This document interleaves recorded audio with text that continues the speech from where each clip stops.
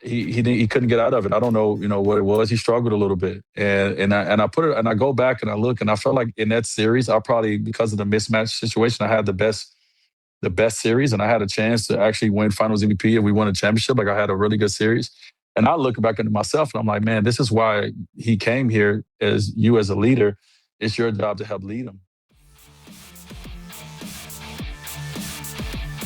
All right, welcome back to the show, everybody. Hope y'all are having a good day so far. So I had a member's request to check out this video here from Uncommon Sense, and this is going to be an interesting one. This one's titled "LeBron robbed D Wade of Finals MVP in 2011," and yeah, it's something we've been saying for a long time. Now the thing is like, I'm sure he's going to show it. It's going to be a video of Dwyane Wade recently talking about this exact thing. And I got to tell you the truth, I saw it on my own a couple of days ago, and I thought, no way, like maybe this is AI or something. But it turns out it's legit. So D Wade is basically almost word for word saying the same things that a lot of us have been saying about the way that series went down. The only thing he's stopping short at saying, like, he thinks that LeBron basically tanked it, because yeah, D Wade, he was the guy that series. He was going to get Finals MVP. There was no doubt in anyone's mind. But then LeBron fell apart, and what happened is, yeah, it's in the history books now. So that big upset against Dallas, they can never really come back from that one. It is what it is. But yeah, let's check out this video and see what Uncommon has to say about it, and also let's see. We'll hear from the horse's mouth, Dwyane Wade. Guys, what do I gotta say? But yeah, link to the original video is down below in the description. Also, super shout out to channel members. Appreciate you guys. Real quick, if you hang with me, wanted to give a quick shout out to new channel member. New channel member, where'd you go? You've been with me for a long time. Okay, so new time member, but long time subscriber. We got Stingray7276 in the house. Thank you very much for the support. I appreciate you. And just in case I didn't do a shout out for G Wilder, it's there right now. I appreciate you guys very much. Let's get to it. Like the video, hype the video, all that good stuff. And here we go. Man, let me show these people in China what the GOAT look like. Oh, no. Check me out. You can't start with this. GOAT James. GOAT James. GOAT James. So if I hit the next three, man, I'm 50%, man. Check my stats. All right, okay. Hold up. Let me take my time on this. Take my time. GOAT James. I think my ankle's starting to hurt, man. My ankle's starting to hurt. GOAT James! Oh, come on, man. Come on. GOAT James! Oh, man. You know what? I showed this to a buddy of mine the other day. Man. I'm better it was than hilarious. Kobe. It was like, no way. Check me out. Check this left-handed yep, three it's out. Real. Yep. GOAT James! You can't make one when you try, man, so let's pretend to be joking around. Y'all need some earn these balls or something, man. Got all these little kids running around. Hold on, you know what? I'm going to shoot it from half court. This will make up for all the misses. Check me out. GOAT James! Man, give me the ball. Pass me the ball, man. Pass me the ball. Did I click on the wrong video? Like, what GOAT is James! Man, it's just basketball. It's just basketball, LeChina. At the end of the day, it's just basketball. Cue that music.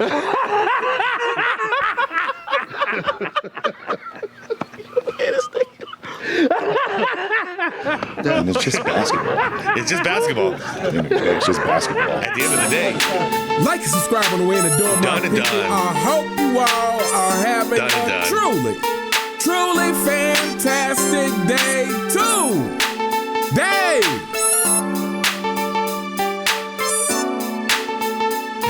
Here we go. Here we go.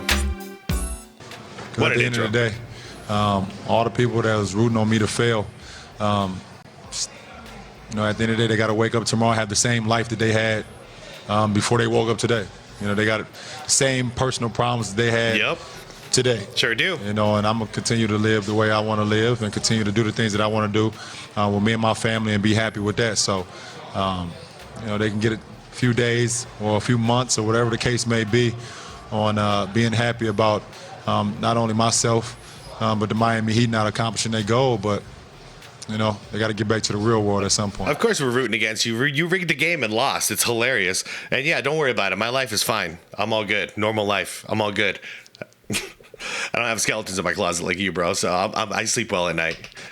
That was LeBron James after losing horrifically to the Dallas Mavericks in 2011. LeBron James Classic. fanboys, any chance I get to show you how ridiculous your king is, believe me, I'm going to do that. Where? So I came across this clip of Dwyane Wade on a podcast or interview, and he was talking about the 2011 finals. Matter of fact, I don't know who the interviewer was. I don't know either. Off the top of my head. I didn't see the interviewer in the video I saw, and the video I saw was not the original source. So I was a little confused who was asking the questions. The interviewer asked him about LeBron James' meltdown, and D-Wade proceeded to say, hey, you know, basically, like, I was staying on LeBron. Like, I was in LeBron's ear the whole time trying to get him to snap out of it. And, you know, and he just couldn't snap out of it. And D-Wade began to talk about the fact that he hated it because he was like, he felt he played well enough to win the finals MVP had they won the championship. Yeah, I mean, D-Wade was even saying, like, he felt bad as the leader. He felt like he let LeBron down because, like, he didn't teach him how to win yet. You know what I mean? He did that the next year, but he didn't realize that was his responsibility, was to teach LeBron how to win until after the first year debacle, what happened with Dallas and losing that finals. But the next year he embraced that role and he was like, okay, I'm going to teach this guy. But I think in the beginning he thought like, okay, we're equals. But then it kind of clicked in his head where it's like, LeBron's coming to me for help. He needs help. He needs my help. I got to actually give him that help now. So without further ado, my people, let's check out this clip and we will be right back. Let's do it.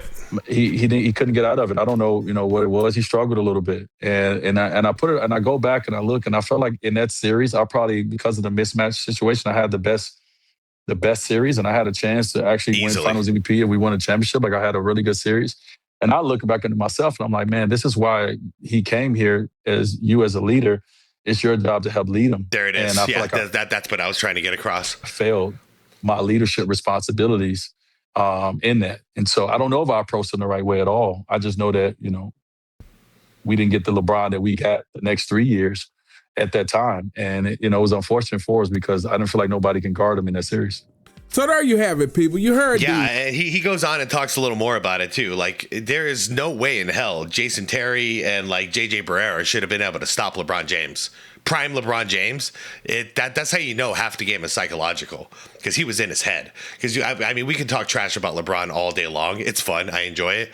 But the fact is, LeBron was in his prime. There is no realistic way that JT and JJ should have been able to stop him whatsoever. He should have had a field day out there. However, he choked. And it was the biggest, that's when he became LeChoke. Or at least that's when it was confirmed. It's not an accident. He is LeChoke. He's that guy. Wait, he was saying that, he felt like he could have won Finals MVP. And D-Wade said something else very interesting. In fact, a lot of us have been saying the same thing too, because they were winning the series and D-Wade was leading the charge. And then his partner collapsed, basically.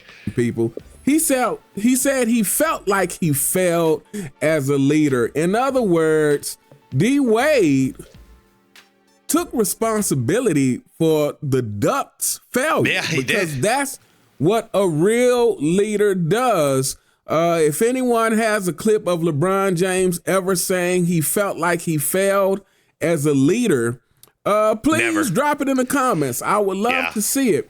But that's why I always like D-Wade more than LeBron. D-Wade takes accountability and he shares the glory. Me, this also proves who the real leader of the Miami Heat was. Because despite the fact that after 2011, basically D-Wade had to tell LeBron, hey, you do your thing, and me as the leader, I will find a way to fit around you, When people talk about that's how you know Mario don't like you like that, bro. The Miami Heat and the championships that they won in 2012, in 2013, LeBron James gets all of the credit. LeBron James is the main person, especially who mainstream. It's been a while since I've looked at this. That's crazy. That's crazy. 5 points, 2 points, 2 points, 0 points, 2 points, 7 points. He went out with a bang.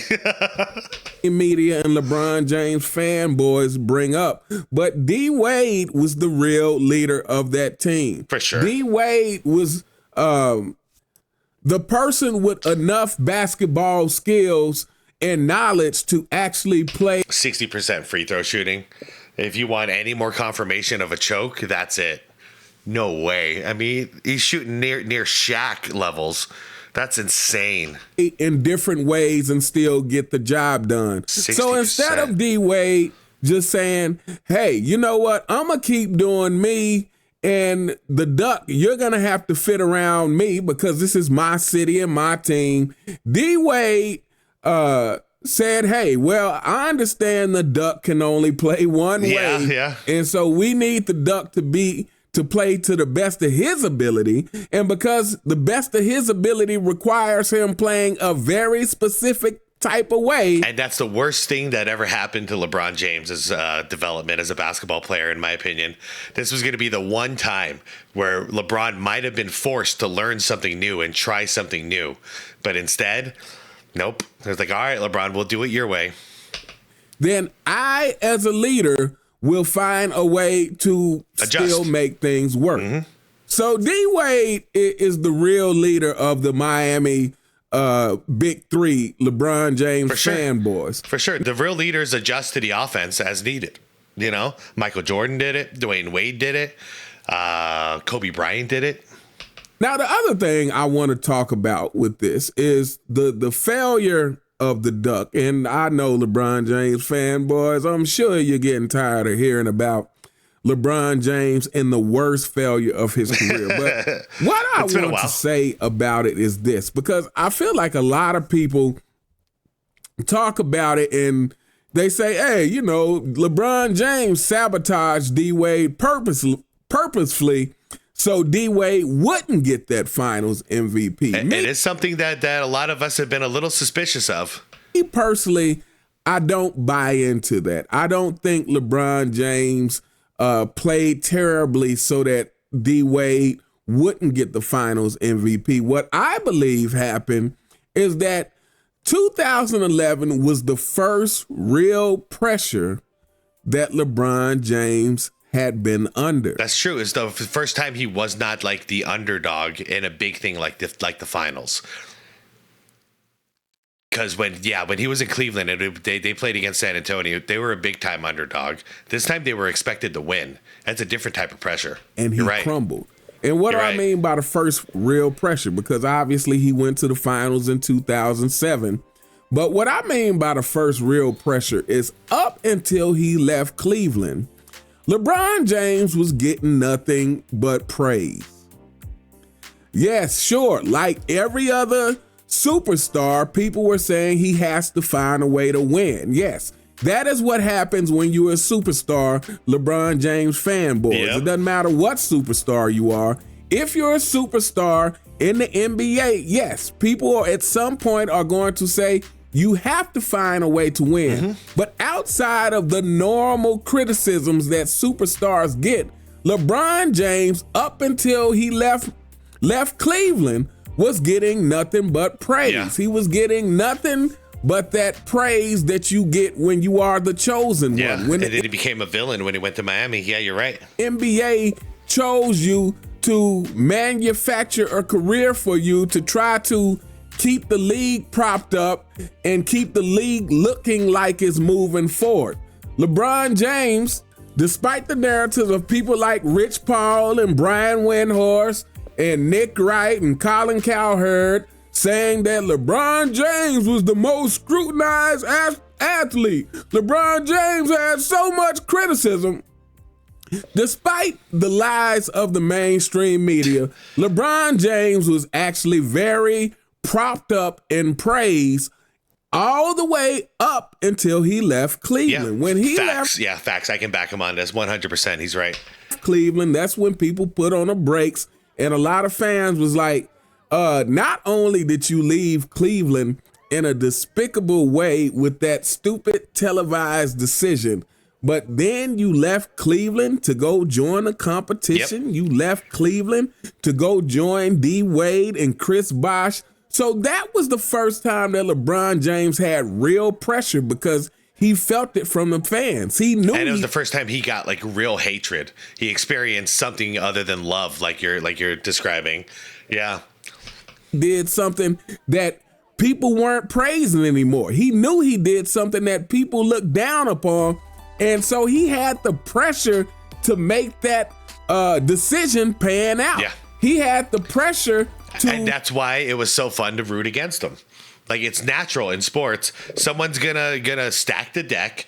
We identify someone stacking the deck. We're always rooting against the cheater. That's just human nature. So he's butthurt about it, but whatever. We're the fans. He's the player. We can root for whoever the hell we want to root for. And that's when I stopped rooting for Dwyane Wade, who was my second favorite player in the league at that point behind Steve Nash. And I had to root against my own second favorite player because he was part of it too. They stacked the deck together. I can't cheer for that. Deliver on not one, not two, not three, yeah, just two, not four. He had the pressure to deliver because he knew he did something that a whole lot of people didn't approve of. And I want my damn respect. Yeah, and he made the pressure worse. People talk about like, oh, the media gives him so much pressure, blah, blah, blah. No one's ever dealt with this pressure. But he goes out of his way and says dumb things like this. Not one, not two, not seven. Like, how many championships are you promising, bro? Now you got a lot of pressure on you. I wonder why. So yeah, the media and the fans are going to keep you accountable for that, even though you won't, because you made a promise, you know? And then same thing like when he said like that one right there made me the greatest of all time. Well, why do you think you have so much scrutiny and pressure on you? Why do you think we're still watching you very closely, even though you're 41 years old and rooting against you? Because you said these words. Nobody else said it. You said it yourself. So you set this expectation and standard on yourself, and you don't want to live up to it. That's not my fault. That's your fault. And to me, that is what caused LeBron James to break down, because he had never had that real kind of pressure before. And like I said, when you listen to Rich Paul and people like that, they tell you about how hated LeBron was. LeBron had nothing but haters. If you've been watching my channel long enough, you know that I've said many times, I definitely did not hate LeBron James in the beginning. I was not necessarily a fan, but I was more or less curious about how his career would pan out. Same here. Yeah, it wasn't until Miami that I started rooting against him. Before that, I was wishing nothing but the best for the guy. I always preferred Dwyane Wade because he had the killer mentality that I always look for in players.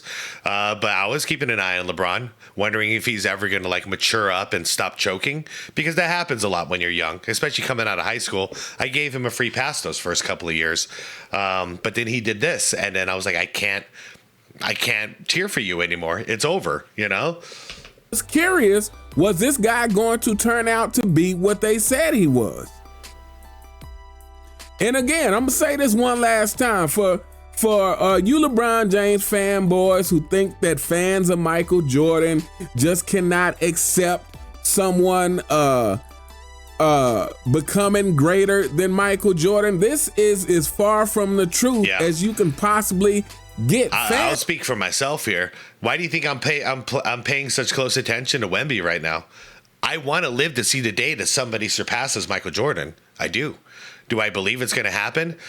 I don't know. I don't know about in my lifetime, but I would like to witness it again, because I'm so lucky. I got to witness almost the entire career of the greatest to ever do it. I wouldn't mind doing it again. That would be a fun ride to go on, man. But we'll see if it ever happens. But if somebody does unquestionably replace Jordan as the greatest of all time in my book, I'm going to be happy about it. I'm not going to be sad about it. Of Michael Jordan would love to see another player come along who creates that amount of excitement For sure. for the game Yeah. of basketball. It's different. I'm a Jordan fan second. I love basketball. I'm a Jordan fan because I love basketball. So Jordan's not above the game. No one is bigger than the game. Not even Michael Jordan, not LeBron James, nobody. You know, so yes, I would love to see somebody bring that level of excitement and entertainment back to the game. Hell yeah. I can tell you nothing would be more pleasing than to have my love for the game of basketball renewed with a player that comes into the league, has all the great intangibles like a hyper competitive nature, a killer instinct, the work ethic, and all the things that go along with a player who is truly exciting and who truly moves the game forward. Nothing would make Jordan fans happier than to have that again. But the thing is we have seen greatness and we are not going to give it up for someone who is not even close. Yeah. We're not going to give it up. And not just because we're being bullied to do it. Hell no, man. For someone who doesn't definitively prove that they are greater. Period. It's that simple. It's not even close. But anyway, we gonna hold up here. Let me know what you guys think in the comments. What do you think of D-Wade saying that? I love it. Hey, you know, he felt he could have got the finals MVP had the Duck just done his part. Let me know what you guys think in the comments. I'm gonna cut it off right there. Great video, man. Link is down below for the channel in the description, guys. Two things on my mind walking away from this is one, first of all, Kenny, okay, it makes it worse for me that we're being told that this is the greatest of all time when it's not even close. Because if it was real, I'd get behind it. I'd be in full support of it. But it makes the whole thing just disgusting when we're being told this is it. This is the greatest. And all of us know, we see with our own eyes, we're like, it's not even close. So it's actually like insulting at this point. Like you're questioning my intelligence at this point. I don't like it. It's embarrassing. It's sad. It's pathetic. You know, like at least get close and then we can have the conversation. But not only are we not, you know, you're not just trying to have a conversation about it. You're just trying to tell me what it is. You're trying to tell me he's the greatest. And I don't see it, man. So would I love to see it someday? Absolutely. But it ain't him. It's got to be somebody else. Unfortunately, he had his opportunity. He blew it and he blew it and he blew it and he blew it all, you know. So many times he shit the bed. So it's over for him. Off to the next people, you know? Off to the next ones. For a while we had Kobe. For a while we had Steph, you know, like we were questioning things. You know, now we have somebody like Wemby, and 10 years from now, maybe we'll start questioning it. It'll be a conversation to have. But you got a long way to go until it's even a conversation to have. You know, you got to stack some rings, man, in the meantime. The second thing is Dwyane Wade. This is very interesting because when, you know, I started this channel, I kept saying the same message of, you know, everyone is going to start telling the stories about LeBron James that he does not want told once he retires, right? But what I didn't expect was LeBron to not retire. Like he like refuses to leave the game. And now we're seeing the floodgates open even though he's still playing, which is actually pretty hilarious. I like this better because it's embarrassing. He's still out there trying to prove that he's the best. But, you know, we get stories from like Dwyane Wade and Haslam and Mike Miller and, you know, what was his name? Point guard for the Miami Heat, Mario Chalmers, you know, all these dudes telling stories that are really embarrassing about LeBron now, you know, aka the cookies and the ice cream. You know, that story came out because LeBron just won't leave. So now, you know, eventually these guys want to talk about their careers, and this was a part of their career. Same thing with how he exited from Miami, you know, with that story. It's these embarrassing stories he doesn't want to get out that are now getting out. And I thought I was going to wait for him to retire. but people don't want to wait anymore. They want to share these stories, and it's pretty damn funny, man. So anyways, I'm going to go ahead and leave with that. Go check out Uncommon's channel. Link is down below. Thanks for watching, everybody. Leave your comments down there. We'll have a good old talk like we always do. And like the vid on the way out. Hit that subscribe if you want more content like this. And most importantly is the be water, my friends. Peace out.